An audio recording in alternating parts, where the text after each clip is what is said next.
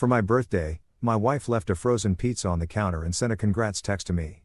A week earlier, my wife and her friends threw my best friend a backyard bash with fireworks and a drone photographer.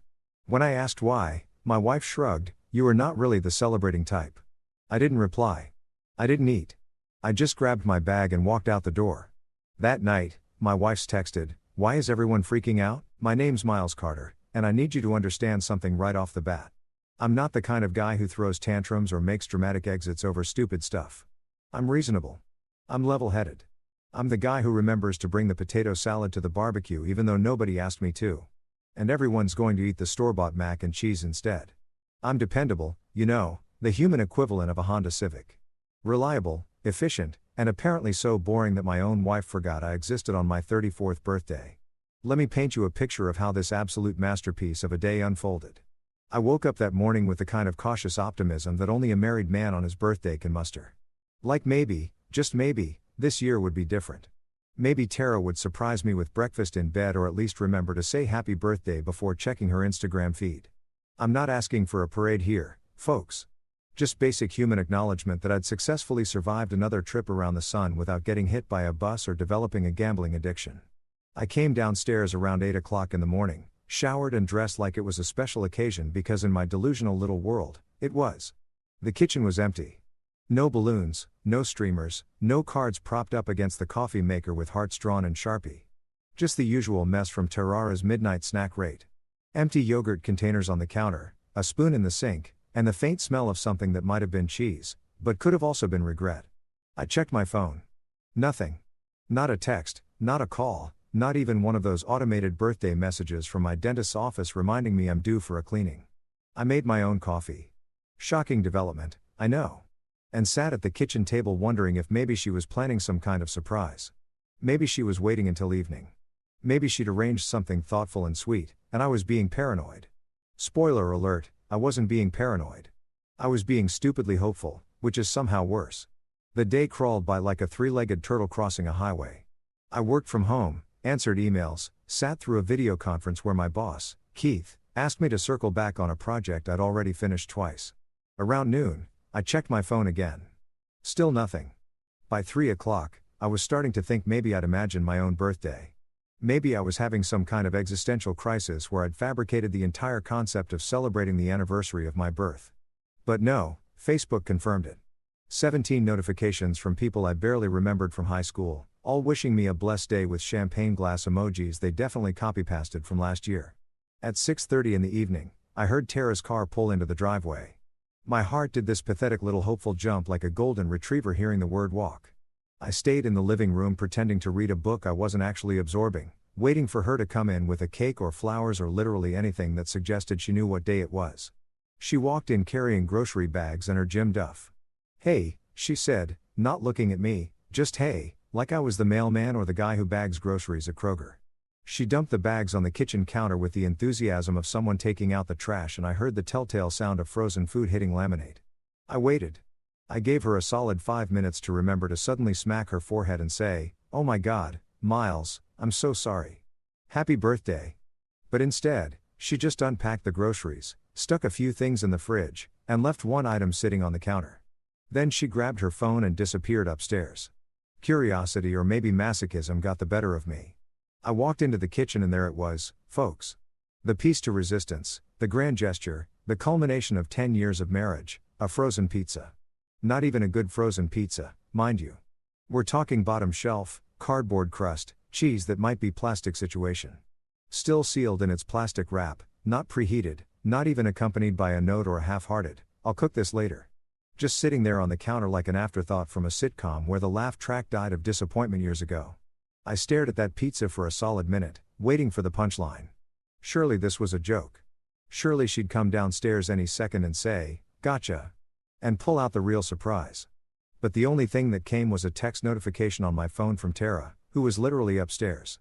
"Congrats, Miles."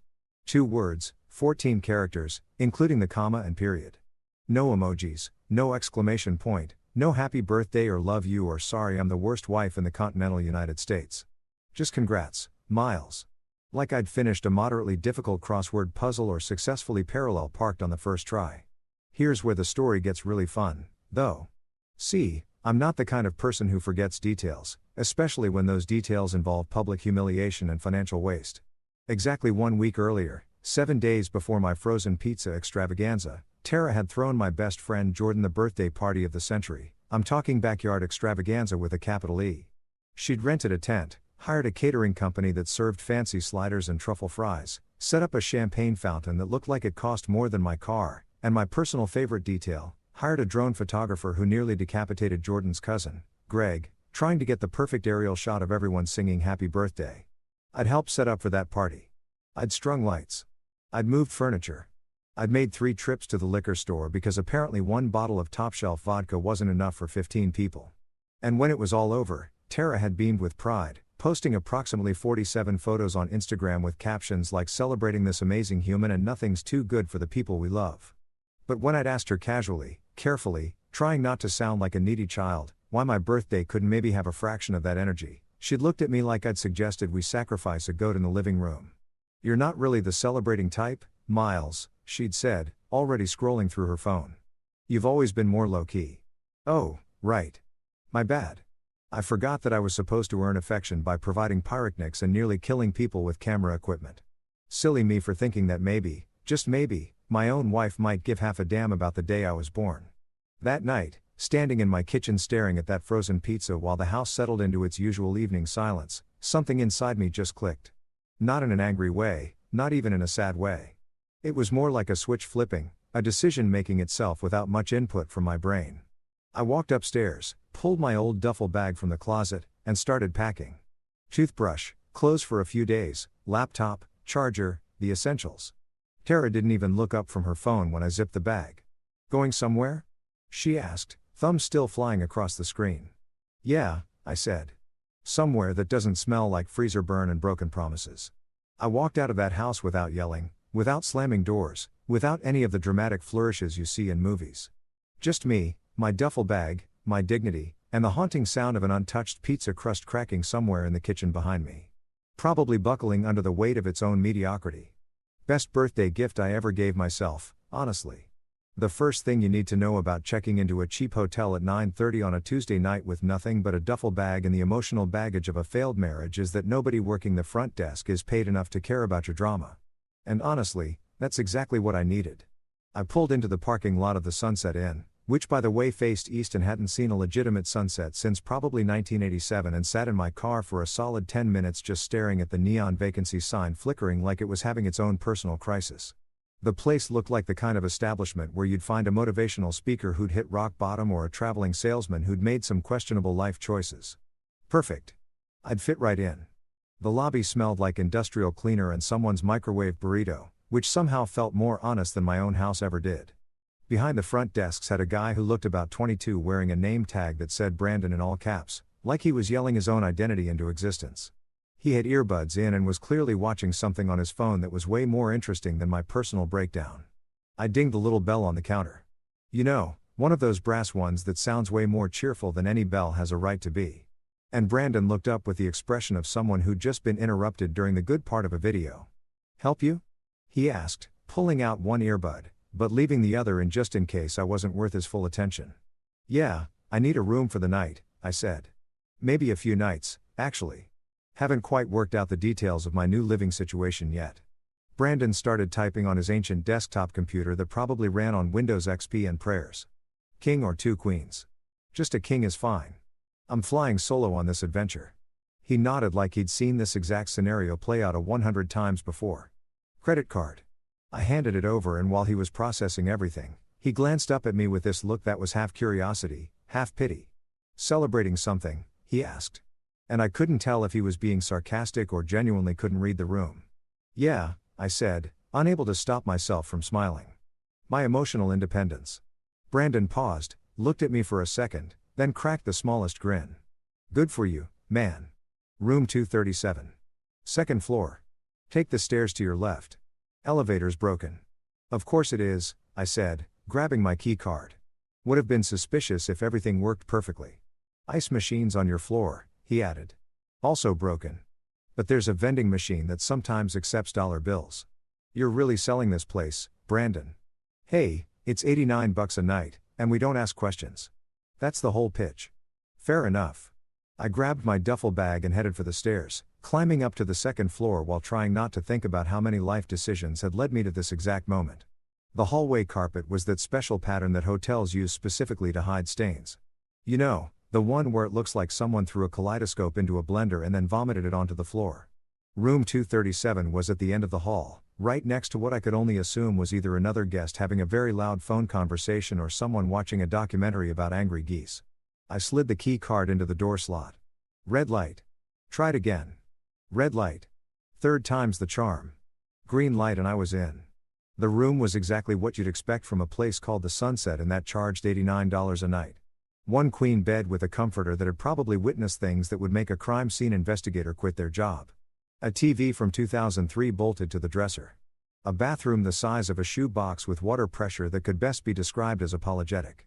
And that smell, that universal hotel smell that's somehow a combination of cleaning products, other people's lives, and existential dread. But here's the thing that hit me. As I dropped my duffel bag on the questionable carpet and looked around, the silence was absolutely beautiful. I'm not talking about the absence of noise.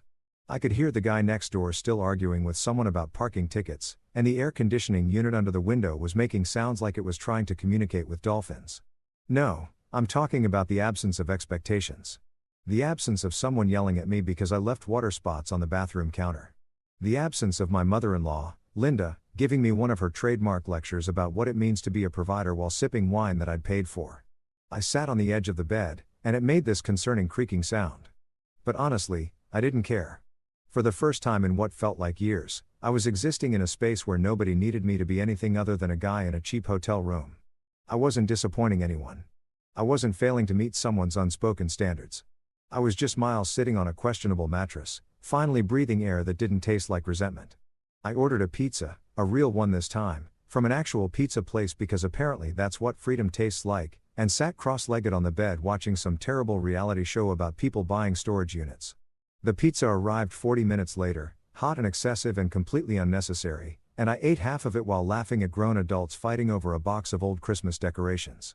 Around midnight, just as I was considering calling it a night and seeing if the bed was as uncomfortable as it looked, my phone started buzzing like an angry hornet. Text messages started rolling in one after another, and I watched them populate my screen with the kind of morbid fascination usually reserved for watching car crashes on YouTube. The first one was from Tara, "Where are you?" Followed immediately by, "Miles, this isn't funny." Then, "Can you at least let me know you're okay?" But the real winner, the absolute cherry on top of this dysfunctional Sunday, came from Linda, Tarara's mother, the reigning queen of passive aggression, the woman who could make, bless your heart, sound like a death threat. Her text read, "Why is everyone freaking out?" I stared at that message for a long moment, letting the absurdity of it sink in. Why was everyone freaking out? Really, Linda? That was the question she was leading with. Not is Miles okay or what happened, but a casual inquiry about why people were having emotional reactions to the fact that I'd left. Like I'd missed book club or forgotten to RSVP to a baby shower. Oh, I don't know, Linda. Maybe because your daughter treated her husband like expired leftovers. Maybe because I spent my birthday staring at a frozen pizza while contemplating the slow death of my dignity. Maybe because I finally grew a spine and decided I deserved better than being the supporting character in my own life. But I didn't type any of that. Instead, I did something that felt revolutionary. I turned off my phone, just held down the power button, and watched the screen go dark, cutting off the incoming tide of guilt trips and manipulation attempts. The silence that followed was profound. It was the kind of silence that makes you realize how much noise you've been tolerating. I brushed my teeth with the complimentary toothpaste that tasted like minty regret, changed into an old t-shirt, and climbed into the hotel bed. The sheets were scratchy and smelled like industrial detergent, but they were mine for the night. Nobody was going to roll over and complain that I was taking up too much space.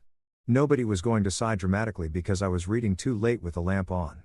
The air conditioning unit hummed and rattled, occasionally making sounds like it was trying to achieve sentience. And somewhere down the hall, someone was watching what sounded like an action movie at full volume. The guy next door had finally stopped arguing about parking tickets and was now snoring loud enough to register on the Richter scale. And you know what? It was perfect. Every weird sound, every questionable smell, every moment of this absolutely ridiculous situation was perfect because it was mine. I'd chosen it. I'd walked out of a life that was slowly suffocating me and into a cheap hotel room that smelled like other people's mistakes. And I felt oddly free. As I drifted off to sleep, I had this thought that made me smile in the dark. I hadn't burned that frozen pizza on my way out.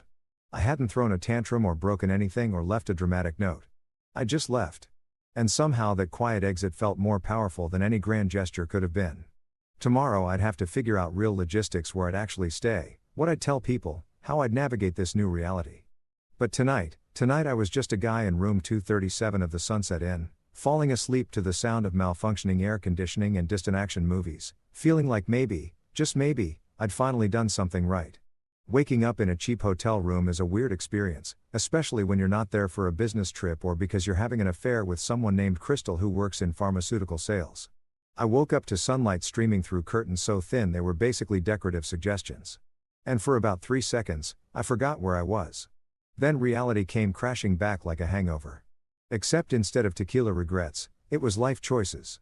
I grabbed my phone off the nightstand, which wobbled like it was one strong breeze away from collapsing, and made the mistake of turning it on. 47. Notifications. 47. My phone literally vibrated in my hand for a solid 30 seconds like it was having a seizure.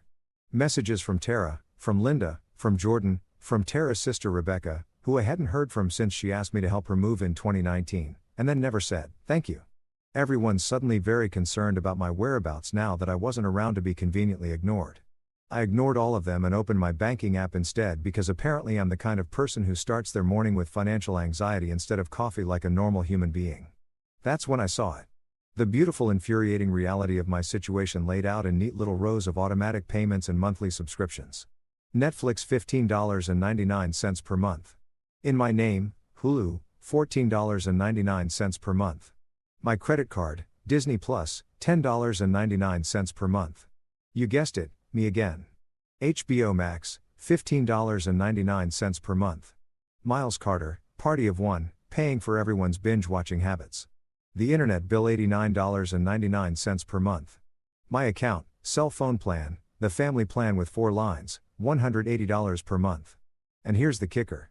One of those lines was for Jordan, my best friend, who apparently had been on my family plan for 2 years because he was between jobs and I was such a good dude about it. Another line was for Linda, because of course, Tara's mother couldn't possibly pay for her own phone service when she had a son-in-law who was just hemorrhaging money anyway. Spotify Premium Family Plan, $16.99 per month. I didn't even use Spotify. I was an Apple Music guy, but Tara insisted we needed Spotify for her workout playlists and her mom's audiobooks and Jordan's podcast subscriptions. The home security system, $49.99 per month. Protecting a house I wasn't even living in anymore. I kept scrolling and the hits just kept coming. The cloud storage subscription, the meal kit delivery service that Tara used exactly twice before deciding cooking was not her vibe. The streaming service for fitness classes that Linda used to watch yoga videos she could have found for free on YouTube. Even the premium account for some recipe app that I'm 90% sure was being used by Jordan's girlfriend to plan her Instagram-worthy brunches. I sat there in that hotel bed staring at my phone doing the mental math. I was spending roughly $450 a month on services that primarily benefited everyone except me. $450. That's a car payment. That's a decent vacation fund. That's a therapy session every week with enough left over for the good coffee. And then, and this is where it gets really beautiful, I realized something that made me laugh out loud in that depressing hotel room. I had all the passwords, every single account, every subscription, every service. They were all in my email, tied to my credit cards, accessible through my phone. I was the gatekeeper to their entire digital existence. And I'd been so busy being the reliable guy that I'd never even thought about what would happen if I just stopped. A plan started forming in my head. And let me tell you, it was the kind of plan that made me feel like a supervillain in the best possible way. Not an evil supervillain, more like a chaotic neutral character who'd finally had enough of being everyone's financial safety net. I wasn't going to cancel everything immediately because that would be rash and impulsive. And despite recent events, I'm still fundamentally a person who thinks things through. No, I was going to give them 3 days, 72 hours, a generous warning period that they wouldn't even know they were getting. In 3 days, I'd start canceling subscriptions one by one, methodically, starting with the least essential and working my way up to the big ones. The streaming services would go first. Goodbye, Netflix, Sonara, HBO Max, then the phone plan. I'd port my number to a new individual plan and let the other 3 lines figure out their own situation. The internet bill would be last because I'm not a complete monster, but it was definitely on the chopping block. I got out of bed, showered in the world's tiniest bathroom with water pressure that felt like someone spitting on me from a distance, and got dressed in yesterday's clothes because I'd packed in a hurry and hadn't really thought about the practicalities of extended hotel living. My reflection in the mirror looked tired, but somehow lighter, like I'd put down a backpack I'd been carrying for so long I'd forgotten it was there. The coffee situation at the Sunset Inn was about what you'd expect from an $89 a night establishment. There was a complimentary breakfast set up in the lobby that consisted of a waffle maker that looked like it had seen combat, some sad-looking fruit in a bowl, and a coffee dispenser that gurgled and hissed like it was summoning demons. I grabbed a styrofoam cup because of course they use styrofoam. Environmental consciousness costs extra, and filled it with coffee that looked like it could strip paint off a car. Brandon was still at the front desk, or maybe he was there again. I couldn't tell if he'd worked an all-night shift or just really loved his job. He looked up from his phone and gave me a nod. Survivor of room 237. How do you sleep? Like someone who finally made a decision, I said. That's weirdly specific, but I respect it. I grabbed a handful of those little creamer cups and a packet of sugar that was probably older than Brandon and walked outside to the parking lot. The morning air was crisp and cool, and the sky was that particular shade of blue that makes you think maybe things aren't completely terrible. I leaned against my car, popped the lid off my terrible coffee, and took a sip. It tasted like burnt dreams and questionable life choices, but it was mine, and I wasn't sharing it with anyone. I pulled out my phone, opened the Notes app, and started making a list. Not a grocery list or a to-do list, but a revenge list. Okay, revenge is a strong word. Let's call it an accountability list. An actions have consequences list. Maybe you should have thought about this before you gave me frozen pizza for my birthday list. Day 1 today, research individual phone plans. Look into month-to-month apartment rentals. Call Maya about that job offer. Drink terrible hotel coffee and feel smug about it. Day 2, port phone number to new plan. Change all passwords. Update billing addresses. Forward mail to somewhere that isn't my old house. Day 3. Cancel Netflix. Cancel Hulu. Cancel Disney Plus. Cancel HBO Max. Cancel Spotify. Remove unauthorized users from family phone plan. Sit back and wait for the chaos. Day 4. Cancel internet. Watch the world burn from a safe distance. I stood there in that hotel parking lot, holding my styrofoam cup of coffee that tasted like someone's abandoned hopes, and raised it in a toast to absolutely no one. To new beginnings, I said out loud, not caring if anyone heard me. And to finally not funding adult children disguised as in-laws. A woman getting into her car 3 spots over gave me a weird look, but I didn't care. Let her think I was having a breakdown. Maybe I was. Or maybe I was having a breakthrough. And the two things look remarkably similar from the outside. If sarcasm burned calories, I'd have been shredded by lunchtime. If pettiness was an Olympic sport, I'd be bringing home gold. But instead, I was just a guy in a hotel parking lot drinking the worst coffee known to mankind, planning the most passive-aggressive exit strategy in the history of modern relationships. I finished my coffee, tossed the cup in the trash. Because unlike some people, I cleaned up my own messes and got back in my car. I had a phone plan to research, an email to send to Maya about that job offer, and a list of subscriptions that were about to learn what unauthorized charges meant. The best part, they had no idea what was coming. They were probably sitting at home right now streaming their shows, scrolling through their phones, completely oblivious to the fact that their digital lifestyle was on a 3-day countdown to obsolescence. I pulled out of the Sunset Inn parking lot with a smile on my face. Headed toward the nearest gas station for better coffee and maybe a breakfast burrito that wouldn't judge my life choices. The radio was playing some pop song about breaking free and finding yourself. And for once, the universe's sense of irony felt appropriate instead of insulting. 3 days. That's all they had left. 3 days of blissful ignorance before reality came knocking. And I wasn't going to be there to answer the door for them.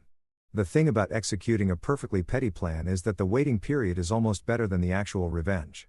It's like knowing you have chocolate cake in the fridge, but deciding to save it for later. The anticipation is half the pleasure. For 2 whole days, I existed in this beautiful bubble of calm where I knew exactly what was coming, and nobody else had a clue. I spent those 48 hours in a state of zen-like peace that I haven't experienced since before I got married. I woke up when I wanted to wake up. I ate meals at weird times because there was nobody around to judge me for having leftover Chinese food at 10 o'clock in the morning.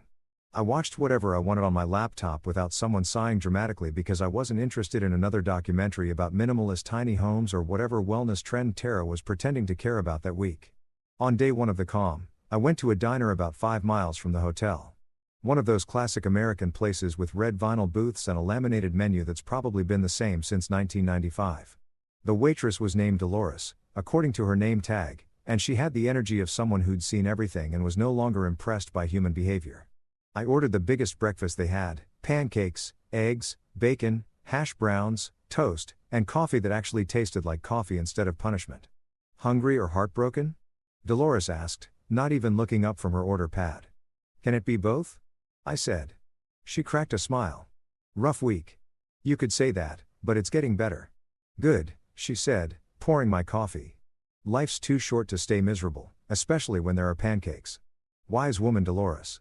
I left her a $20 tip because sometimes you meet people who restore your faith in humanity, and they deserve to know it.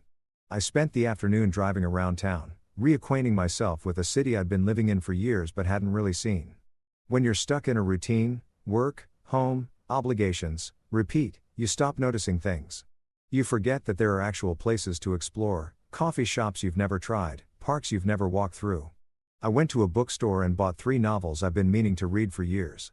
I sat in a park and watched people jog by with their dogs, looking aggressively healthy and happy in that way that usually annoyed me, but somehow didn't today. My phone buzzed occasionally with messages from Tara. Nothing urgent, just the usual stuff. Did you pay the electric bill? And where's the receipt for the lawnmower repair? And my personal favorite, can you pick up milk on your way home? On your way home?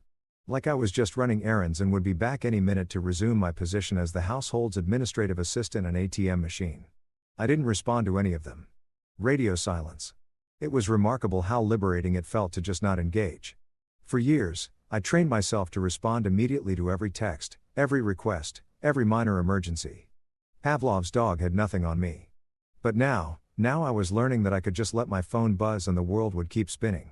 On day 2, I called Maya about the job offer. Maya Chun had been my boss when I worked as a tutor during my last year of college, back when I still thought I might do something interesting with my life before I got sucked into corporate mediocrity. She'd started her own tutoring company in our college town about 3 hours north. And every few months, she'd send me an email saying there was a position open if I ever wanted to escape whatever soul-crushing situation I'd gotten myself into. Miles Carter, she said when she picked up, and I could hear the smile in her voice. Please tell me you're finally taking me up on my offer. How do you know? I asked. Because you're calling me on a Wednesday morning instead of sending your usual polite email declining. Something's changed. You could say that. Got any openings for a guy who's extremely qualified to teach test prep and moderately qualified to make terrible life decisions? Maya laughed. When can you start? We talked for 45 minutes about logistics, salary, benefits, all the boring adult stuff that somehow felt exciting because it represented an actual escape route. She had an apartment above the office that was vacant, month-to-month rent, fully furnished. It's not fancy, she warned me. Previous tenant was a grad student who thought throw pillows were a personality trait. But it's yours if you want it. I'll take it, I said, not even asking to see pictures. At this point, anywhere that wasn't connected to my old life sounded like paradise. You sure? Don't you want to talk to your wife about relocating? Maya, if I wanted to talk to my wife about things, I wouldn't be planning to move 3 hours away. There was a pause. Fair enough. I'll email you the lease agreement. Welcome back to the team, Miles. After I hung up, I sat in my car in the hotel parking lot and just breathed. I had a job. I had a place to live. I had an actual plan that extended beyond hiding in a cheap hotel and drinking questionable coffee. Things were coming together in a way that felt almost surreal. That evening, I treated myself to a nice dinner at a steakhouse. The kind of place Tara always said was too expensive for a random weeknight, but somehow wasn't too expensive when her friends wanted to celebrate someone's promotion or engagement. I ordered a ribeye, medium rare, with a loaded baked potato and a beer that cost $12 but tasted like victory. The waiter asked if I was celebrating something, and I said, yeah, my upcoming unemployment and divorce. Which made him laugh nervously and back away slowly. Worth it. I went back to the hotel, watched a movie on my laptop, and fell asleep feeling genuinely content. Tomorrow was day 3. Tomorrow, the subscriptions would start dropping like flies. Tomorrow, the chaos would begin, and I'd get to watch it unfold from a safe distance. But then tomorrow came early at 7:43 a.m. I know the exact time because I checked my phone when it started buzzing like an angry hornet trapped in a jar. The text started rolling in and not the gentle, confused texts I'd been expecting. No, these were full-blown panic texts. Tara, hey, did you mess with the Wi-Fi? I smiled. It had begun. I was brushing my teeth when the next one came through. Tara, Miles, seriously, the internet isn't working and I have a Zoom call in 20 minutes. Then 5 minutes later, Miles, my phone just stopped working. Like completely stopped. What did you do? I rinsed my mouth, taking my time, enjoying every second of this. Through the bathroom door, I could hear my phone absolutely losing its mind with notifications. By the time I walked back into the room, there were 17 new messages. 17. It was like Christmas morning.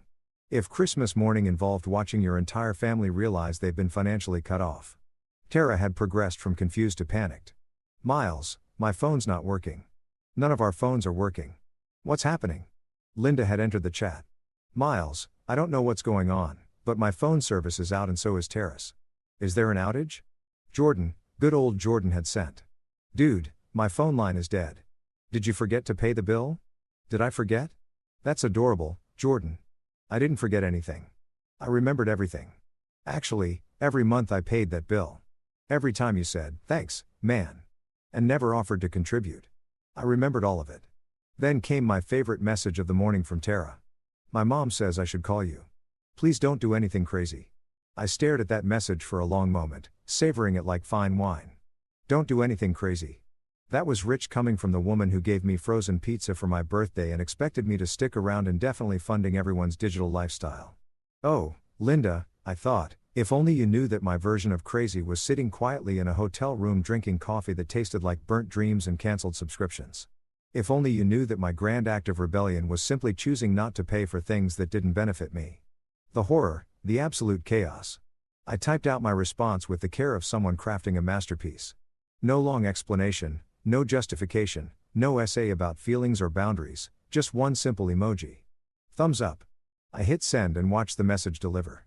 One thumbs up, that's all they got. Because nothing, and I mean nothing, terrifies control freaks more than a complete non-reaction. My phone immediately started ringing. Tara, I declined a call. It rang again, declined.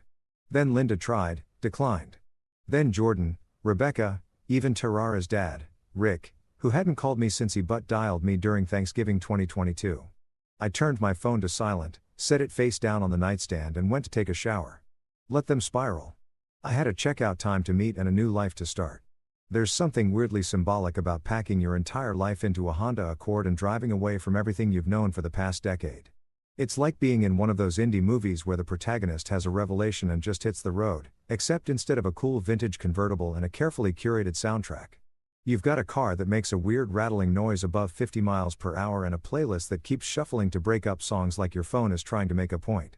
I checked out of the Sunset Inn at exactly 11 a.m., which was checkout time, because even in the midst of a life crisis, I'm still the kind of person who follows hotel policies. Brandon was at the desk again. Or still, I honestly couldn't tell anymore, and he gave me a little salute as I turned in my key card. Good luck out there, man, he said. Hope you find whatever you're looking for. Thanks, Brandon. Keep fighting the good fight with that waffle maker. It's a losing battle, but somebody's got to do it. I threw my duffel bag in the trunk, which also contained everything else I'd managed to pack in my hasty escape. A box of books, my laptop, 3 pairs of shoes, enough socks and underwear to last me until I either found a laundromat or gave up on society entirely. And a framed photo of my dog from childhood. Because apparently, even in the middle of a divorce, I'm still sentimental about a golden retriever who died in 2008. The drive north to my college town was supposed to take about 3 hours, but I was in no rush. For the first time in years, I had nowhere I needed to be at any specific time. No meetings, no obligations, no wife texting me a grocery list with 17 items that somehow all needed to be the organic version. Just me, the open road, and the distinct possibility that I was having either a breakthrough or a breakdown. The jury was still out. I merged onto the highway and immediately my phone started ringing through the car's Bluetooth system. Tara's name flashed on the dashboard screen like a warning light. I hit decline and turned off Bluetooth entirely because I was learning that sometimes the best response is no response at all. Let her think I'd driven into a tunnel. Let her think I dropped my phone in a lake. Let her think whatever she wanted. I was done providing explanations for my existence. The radio became my only companion, and it had apparently decided that today was songs about love gone wrong day. Every station I flipped to was playing either a bitter breakup anthem or an overly optimistic song about finding yourself after heartbreak. At one point, I Will Survive came on. The Gloria Gaynor version, not some modern cover, and I cranked it up and sang along like I was auditioning for the world's saddest karaoke competition. A truck driver in the next lane looked over at me, belting out lyrics about changing locks and growing strong. And I just nodded at him like this was completely normal behavior. He gave me a thumbs up. Brotherhood of the road. I guess we've all been there. Fighting our demons at 70 miles per hour while Gloria Gaynor provides the soundtrack. About an hour into the drive, I stopped at a rest area that had the aesthetic of a building that had given up on life sometime in the 90s. The bathroom smelled like broken dreams and industrial cleaner. And the vending machines looked like they might contain either snacks or anthrax. It was hard to tell. I grabbed a coffee from a machine that charged $3 for what tasted like someone's interpretation of what coffee might be and stood outside watching families shuffle between minivans and SUVs. There was this one couple, probably in their 50s, and they moved around each other with this easy familiarity that made me realize I'd never had that with Tara. Every interaction we'd had in the last few years felt like a negotiation or a performance. This couple, though, the guy just handed his wife a napkin without her asking. She adjusted his collar without thinking about it. Small gestures that added up to something real. I wondered if Tara and I had ever had that, or if we'd just been playing house from the beginning, following some script about what marriage was supposed to look like without ever figuring out what we actually wanted it to be. Deep thoughts at a highway rest stop. That's where I was in life now. I got back in my car and kept driving, and the landscape slowly started to change. The sprawling suburbs gave way to smaller towns, then to actual countryside with farms and cows, and the kind of pastoral scenery that makes you understand why people write country songs. The further I got from the city, the lighter I felt, like I was literally driving away from weight I'd been carrying. My phone buzzed in the cup holder, silenced but still visible, and I could see notifications piling up. 53 messages. 53. I laughed out loud in my empty car because what else are you supposed to do when your entire family loses their collective mind because you stop paying for their streaming services? 2.5 hours into the drive, I started seeing familiar landmarks. The billboard for that sketchy fireworks store that was always going out of business, but never actually closed. The exit for the state park where my college friends and I used to go hiking when we were pretending to be outdoorsy. The water tower painted to look like a giant basketball because apparently in the 80s that seemed like a good idea. I took the exit for Millbrook, my old college town, and felt this weird mixture of nostalgia and hope. This place held memories of a version of me that still had potential before it settled into a comfortable life that turned out to be slowly suffocating me. The downtown area hadn't changed much. Same brick buildings, same locally owned shops trying desperately to compete with the strip mall on the highway. Same coffee shop where I'd spent countless hours studying and pretending to understand philosophy. Actually, wait. The coffee shop was different. It used to be called the Daily Grind, but now the sign read June's Brew in cheerful yellow letters with a little sun logo. Cute.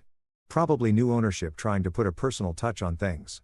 I parked on Main Street, found a spot right in front, which never would have happened in the city, and sat in my car for a moment, watching people walk by. College students with backpacks looking stressed about midterms. Older folks moving at a slower pace, actually making eye contact with each other. A guy walking 3 dogs at once, and somehow making it look easy. This could work. This could actually work. I grabbed my wallet and headed into June's Brew, pushing open the door to the sound of a little bell chiming. An actual bell, not a recording. The place smelled like fresh coffee and baked goods and possibility. It was warm without being stuffy, busy without being crowded, and had that perfect coffee shop ambience that makes you want to stay for 3 hours with a laptop and pretend you're writing the next great American novel. Behind the counter was a woman about my age with dark hair pulled back in a ponytail and an apron that said, "Powered by coffee and sarcasm." She was steaming milk for someone's latte with the focused concentration of a surgeon performing a delicate operation. When she looked up and saw me standing there, she smiled. And here's the thing that got me. It was a real smile. Not a customer service smile. Not a polite but exhausted smile. An actual genuine reaches your eyes kind of smile that made me realize I hadn't seen one of those directed at me in longer than I cared to admit. "Welcome to June's," she said. "What can I get you?" "Are you June?" I asked, already knowing the answer but needing to confirm that yes. Some people actually name their businesses after themselves and that's adorable. Guilty as charged. Opened this place 6 months ago and immediately regretted the pressure of having my name on everything. She grinned. "If the coffee is bad, it's a personal failure. If it's good, well, at least my ego gets a boost." "I'll take a large latte," I said. "And maybe a boost of optimism if you've got that on the menu." She laughed. A real laugh. The kind that sounds like someone actually found you funny instead of just being polite. Rough day, more like rough decade with a particularly terrible birthday as the grand finale, I said. But I'm told coffee helps. June started making my latte and I watched her work with the kind of casual competence that comes from doing something you actually enjoy. Birthday, huh? Let me guess. Someone forgot. Worse. Someone remembered but thought a frozen pizza still in its plastic wrap counted as a celebration. She stopped mid-pour and looked at me with this expression of genuine horror mixed with amusement. You're joking. I wish I was frozen pizza. Not even preheated. Just sitting on the counter like a sad monument to low expectations. June finished my latte and slid it across the counter and I noticed she'd done one of those fancy leaf designs in the foam. Well, mysterious frozen pizza guy, consider this latte my retroactive birthday present on the house. You don't have to. I insist. Anyone who's been through the great frozen pizza incident of whatever year this happened deserves at least one free coffee. I took the latte and raised it in a toast. To new beginnings and coffee shop owners who restore your faith in humanity. I'll drink to that, she said, raising her own cup. Even though mine's doff because I've already had 4 shots of espresso today, and my heart is staging a rebellion. That laugh. Her laugh was the first genuine sound of joy I'd heard in months. And it felt like maybe, just maybe, I'd made the right decision driving north to start over. Day 3 arrived with all the subtlety of a freight train crashing through a nitroglycerin factory. I woke up in my car. Yeah, my actual car parked behind June's coffee shop because I'd stayed until closing time talking to her about everything from terrible exes to the correct way to make a grilled cheese sandwich and then realized it was too late to go check out Mia's apartment. June had said I could crash in my car in her parking lot because apparently this town still believed in basic human decency. Wild concept. My phone had died sometime during the night, which was probably a blessing. I plugged it into my car charger and watched it come back to life with all the enthusiasm of someone watching a horror movie where you know the killer's behind the door. The screen lit up and immediately had a stroke trying to load all the notifications. 89 messages. 89. I had 89 unread messages and it wasn't even 7 in the morning yet. I scrolled through them with the detached fascination of someone watching a reality show about people who hoard exotic animals. The progression was beautiful, a perfect arc from confusion to panic to anger to desperation. It was like watching the 5 stages of grief, except instead of accepting death, they were accepting the death of their unlimited streaming capabilities. The messages had started around midnight, which tracked. That's when Netflix does its thing where it boots you out and makes you sign back in. Except this time, there was no account to sign back into because I cancelled it at exactly 11:47 p.m. the previous night while eating leftover pad thai in my hotel room. Kara 12:03 a.m. Netflix won't load. Kara 12:15 a.m. Seriously, Netflix is broken. Did you change the password? Kara 12:47 a.m. Miles, nothing is working. Not Netflix, not Hulu, nothing. Then Linda entered the chat at 1:23 a.m., which meant she'd been up late binge watching something and got the shock of her entitled life. Linda, Miles, I don't know what's going on with the streaming services, but they're all saying the account is closed. There must be some kind of error. Can you call customer service in the morning? Can I call customer service? That's adorable, Linda. Sure. Let me just call them up and explain that I intentionally canceled everything because your daughter gave me frozen pizza for my birthday and I finally grew a spine. I'm sure they'll fix it right up. The messages continued through the early morning hours. Each one more panicked than the last. It was like watching dominoes fall, except the dominoes were pampered adults realizing they actually had to pay for their own stuff. Jordan, 3:47 a.m. Yo, my phone's completely dead. Like no service at all. What's happening, Rebecca? 4:15 a.m. Miles. Tara called me from a neighbor's phone, crying about the internet being out. What did you do? What did I do? What did I do?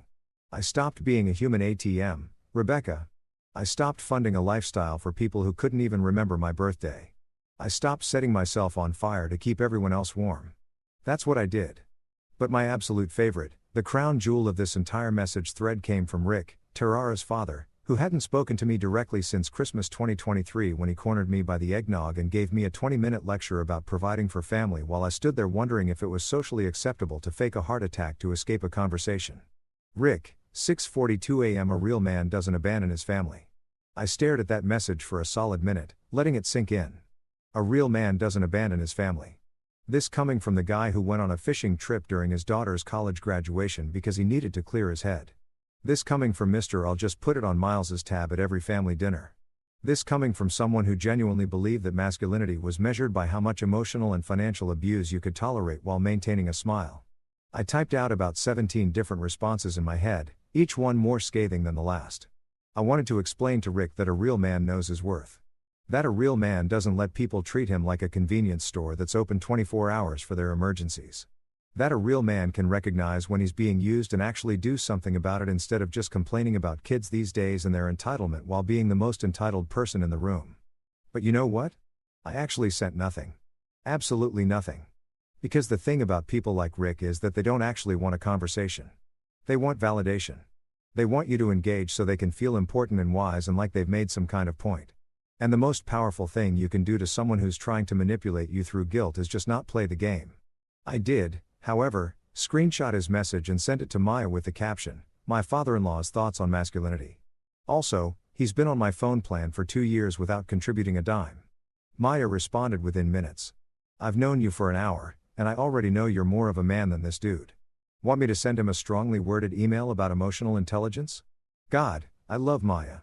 The messages kept coming as I sat in my car, watching the sunrise paint the sky in shades of pink and orange that seemed way too cheerful for the chaos unfolding in my phone.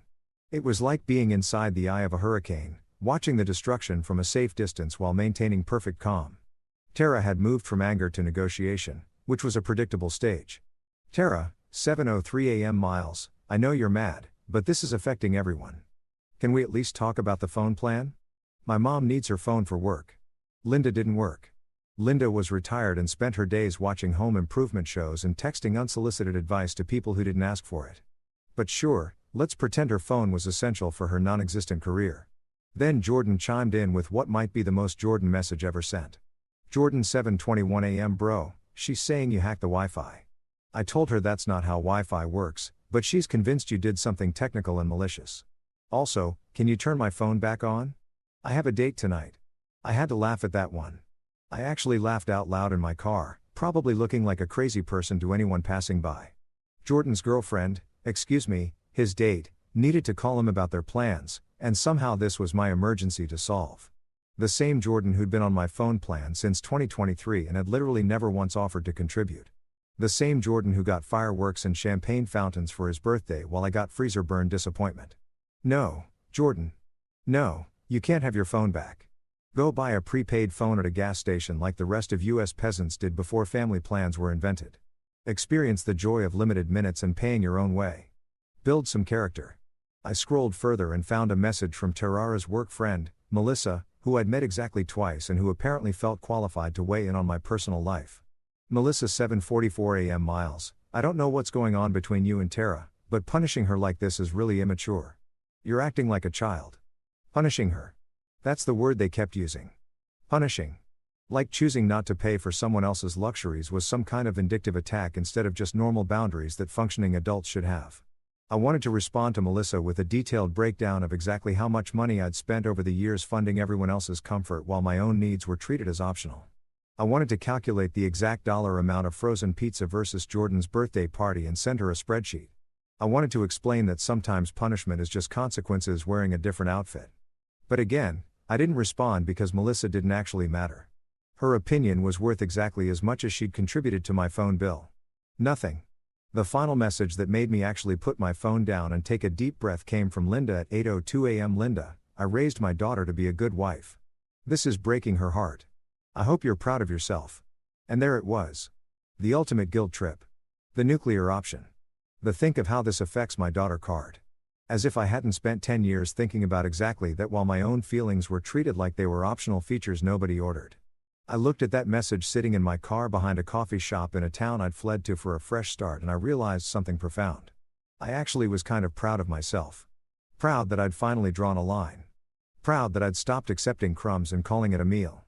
Proud that when faced with the choice between maintaining peace and maintaining my dignity, I'd chosen myself for once.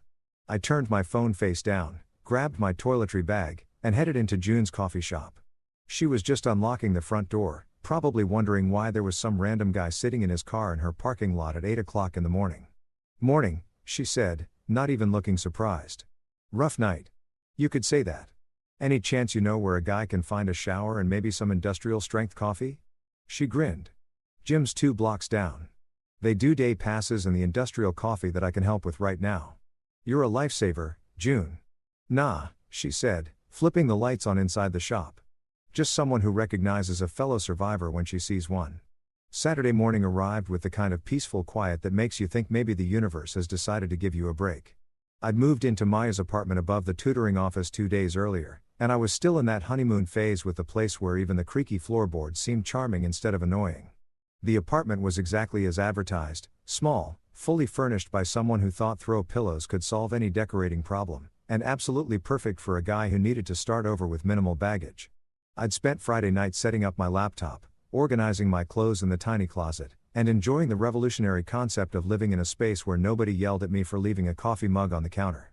The previous tenant, some grad student named Bethany, according to the passive-aggressive notes she'd left about which light switches controlled which outlets, had left behind approximately 47 decorative pillows, a collection of succulents in various states of death, and a shower curtain with inspirational quotes that I'd immediately replaced with a plain blue one because I didn't need Dream Big staring at me while I shampooed.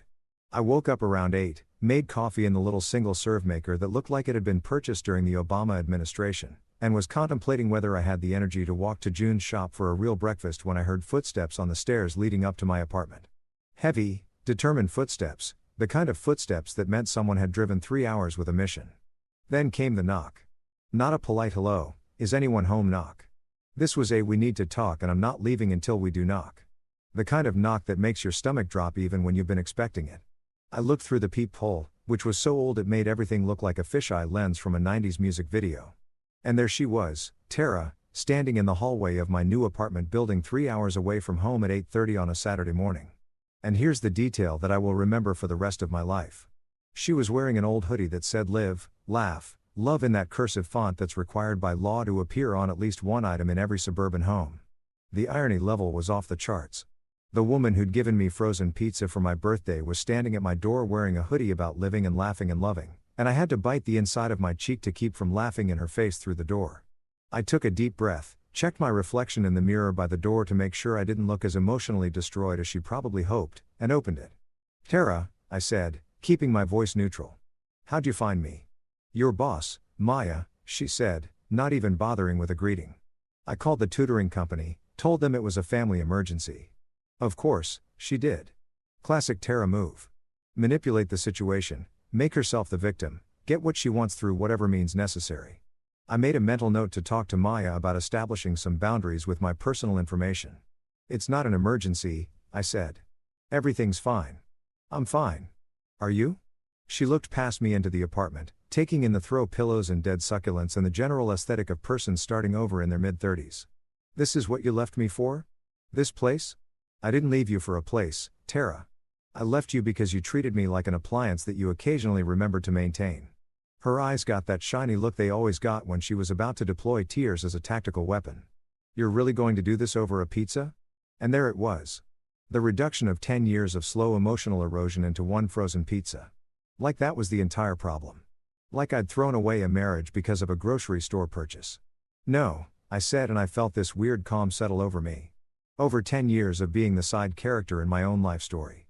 The pizza was just the moment I realized I'd been edited out of the narrative entirely. What are you even talking about? She crossed her arms, defensive now. I've always supported you. I've always been there. You threw Jordan a party with fireworks and a champagne fountain. You gave me a frozen pizza still in the wrapper. And when I asked you why, you said I wasn't the celebrating type. I leaned against the doorframe, blocking her view into my new life. But the real issue isn't the pizza, Tara. It's that you genuinely don't see the problem. She wiped at her eyes, smearing mascara that she'd clearly applied in the car. You've always been so dramatic, Miles. Always making everything into some big emotional production.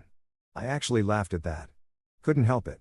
The absurdity was too perfect, and you've always been so. I paused, searching for the right word. Undercooked. What does that even mean? It means you're like that pizza half finished. All potential, no follow-through. You talk about love and partnership and building a life together, but when it comes time to actually show up, you're still frozen in the package. Her face went through several expressions, confusion, hurt, anger before landing on determination. Fine. You want to talk about showing up? Let's talk about how you abandoned your family. How you canceled everything without even talking to me first. How you left my mother without phone service. How you're being completely selfish and childish. Your mother is 63 years old and perfectly capable of paying for her own phone. She's family. Miles, that's what family does. We help each other. Helping is reciprocal.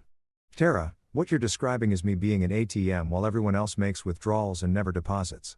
She shifted tactics and I could see it happening in real time. The softening of her posture, the slight head tilt, the voice that went from accusatory to pleading. What about Jordan? He needs his phone for work. His girlfriend needs to call him about brunch plans. You're affecting other people's lives. I had to process that for a second. Jordan's girlfriend needs to call him about brunch. Yes. That's the emergency you're presenting to me right now. Brunch coordination. Don't be like that. You know what I mean? I really don't, Tara. Because what I'm hearing is that Jordan, a 34-year-old man with a college degree and a job, can't figure out how to get his own phone plan. So his girlfriend can call him about pancakes. And somehow that's my problem to solve. You used to be so much kinder, she said, going for the guilt angle.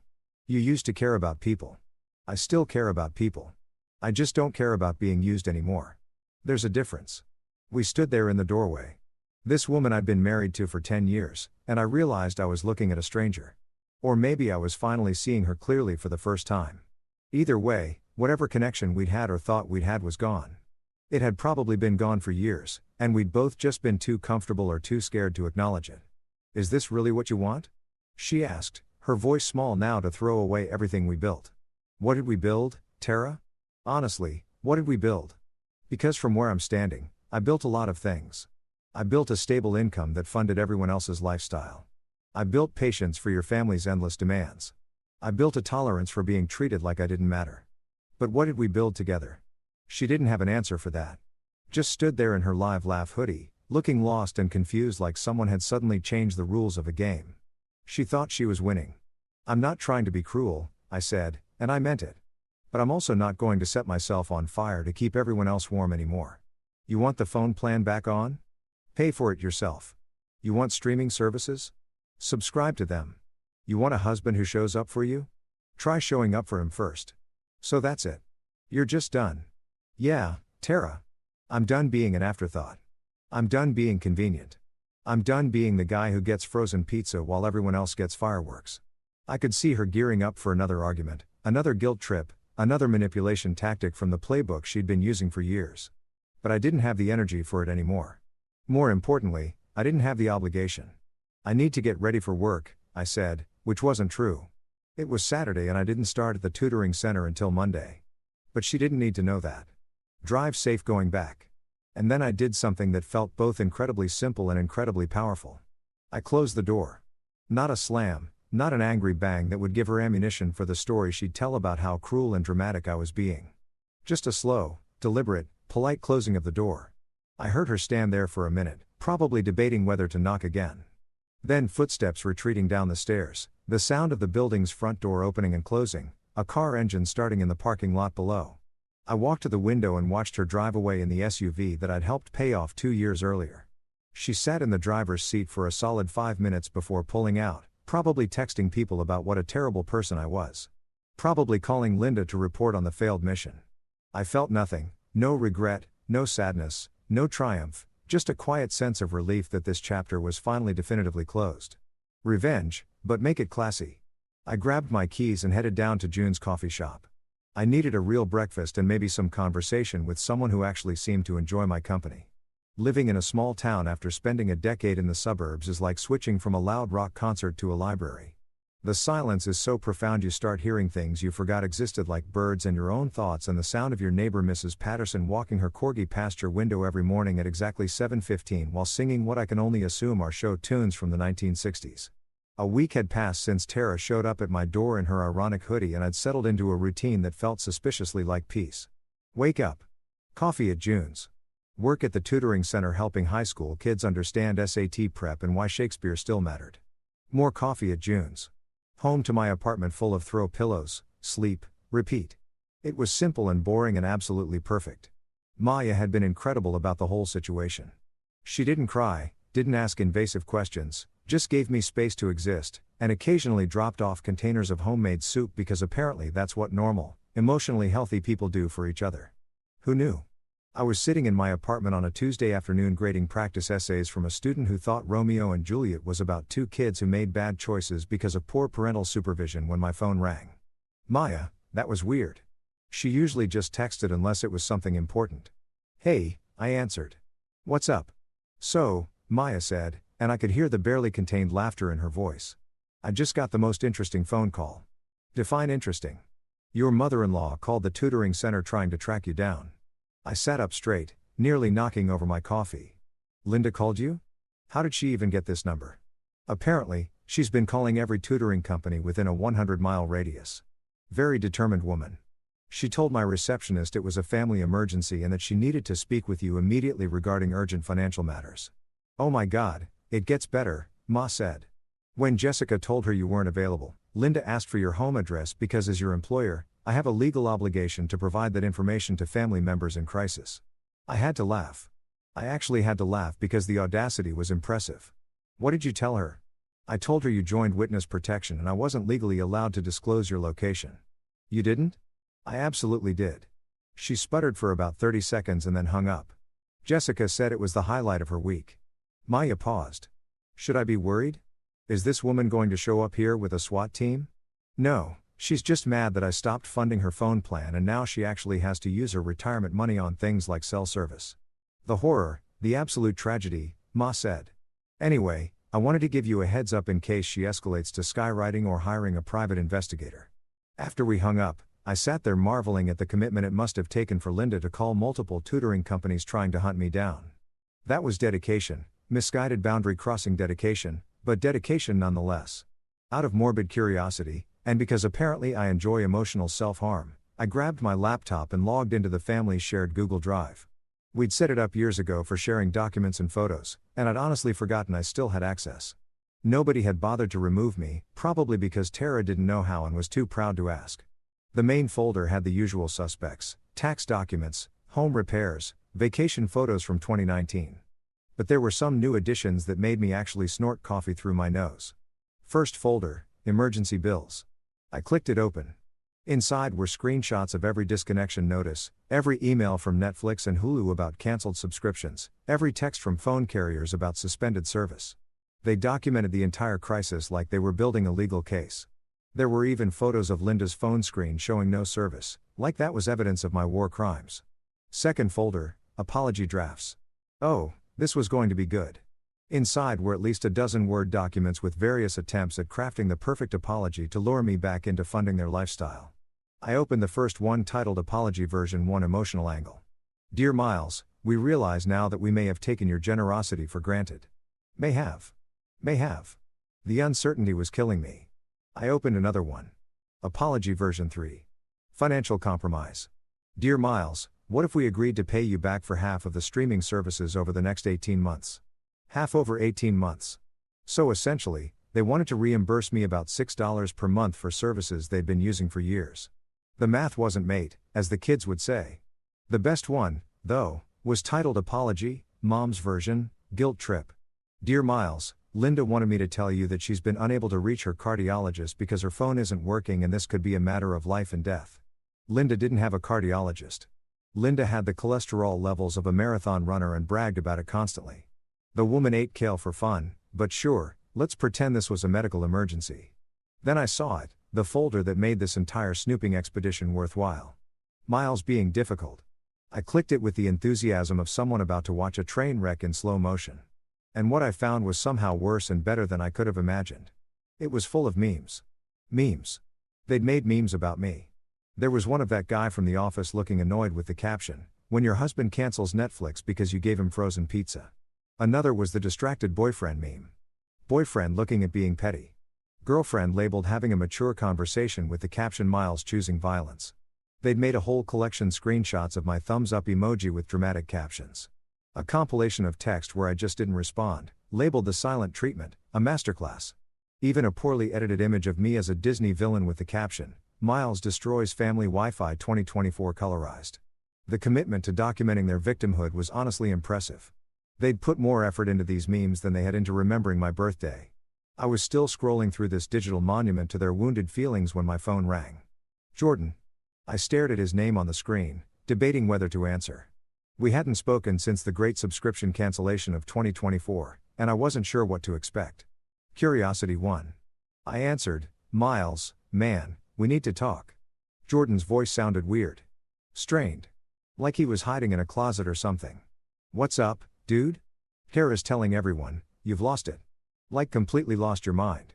She's saying you had some kind of breakdown and fled to the wilderness. I'm in a college town, Jordan.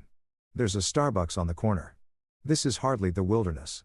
Yeah, I figured. But she's going hard with the narrative. Posted on Facebook about how she's worried about your mental health and asking for prayers. She posted on Facebook. I said it flatly, not even as a question. Of course she did. Public sympathy was Tara's favorite currency. It gets worse. Linda's telling people you stole money from them and disappeared. Stole money? I stopped paying for their stuff. That's not theft. That's called having boundaries. There was a pause. And then Jordan said something that absolutely floored me. Bro, between you and me? You're kind of my hero right now.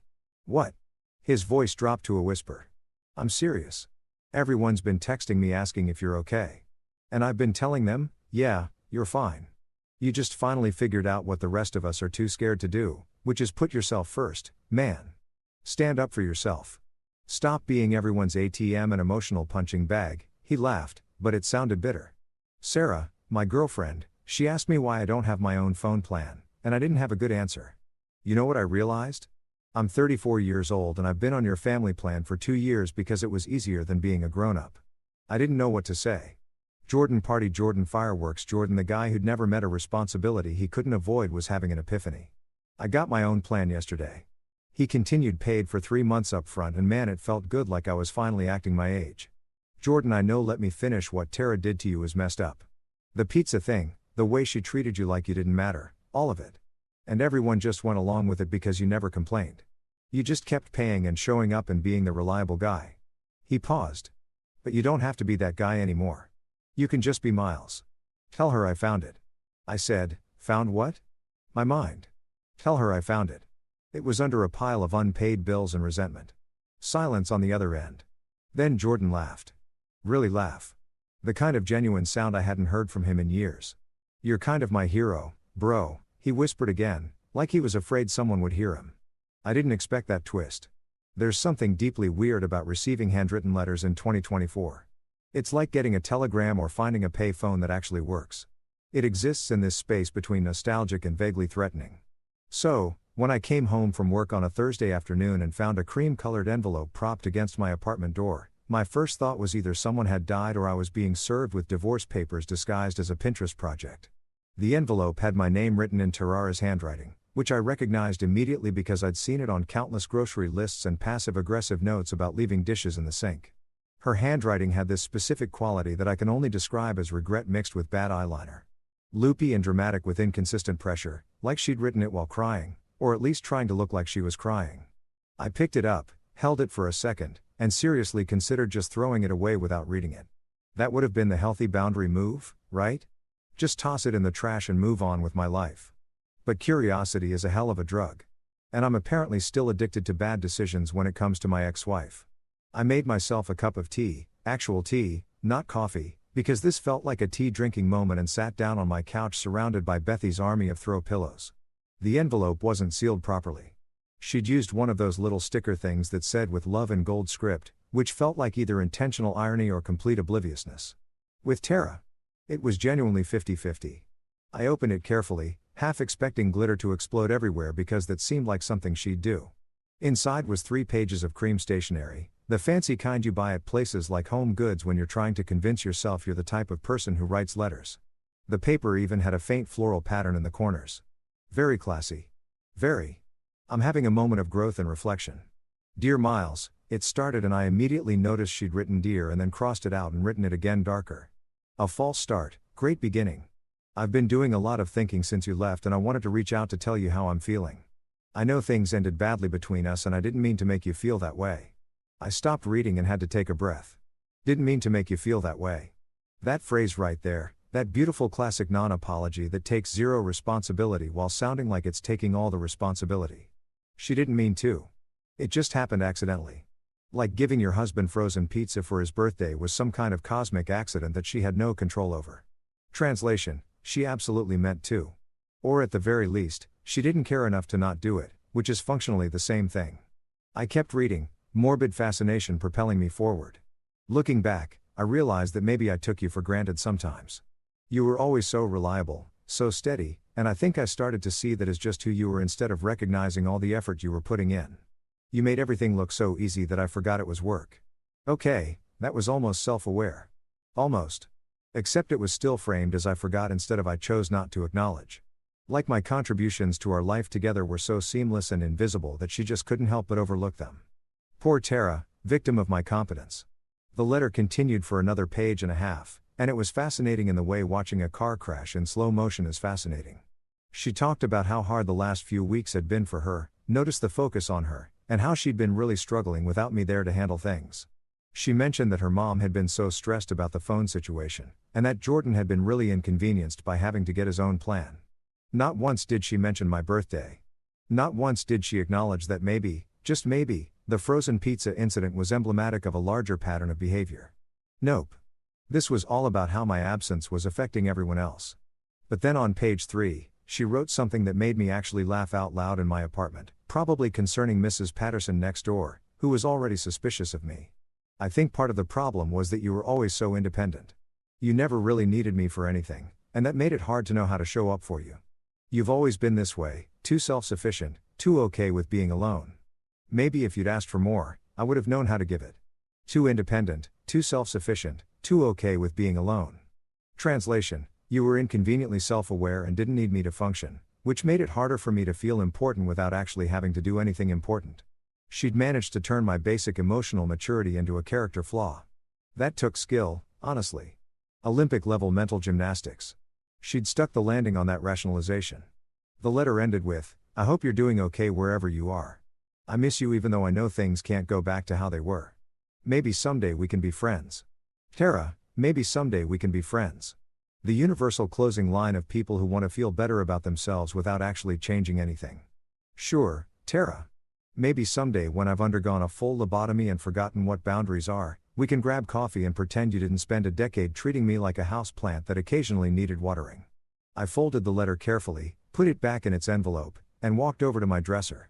I opened the bottom drawer, the one where I'd been throwing random stuff I didn't know what to do with, and tucked the letter inside.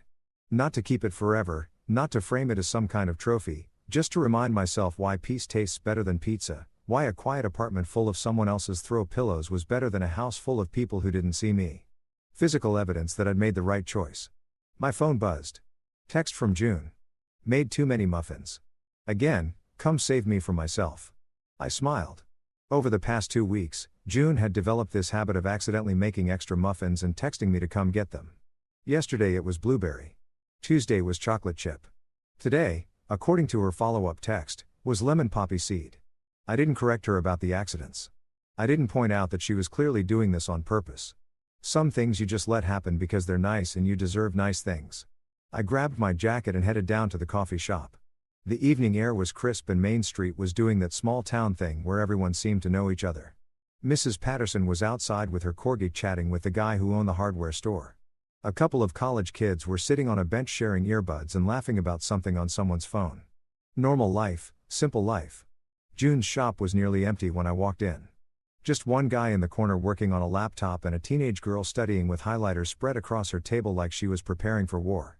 "Your timing is impeccable," June said, pulling a basket of muffins from the back. "These are still warm." "What a coincidence," I said, playing along. "Me showing up right when you have extra muffins. What are the odds?" "Asked astronomical," she said, grinning. "Must be fate. Must be." She poured me a coffee without asking. She'd learned my order by day 3, which was either attentive or slightly concerning, and slid a plate with a muffin across the counter.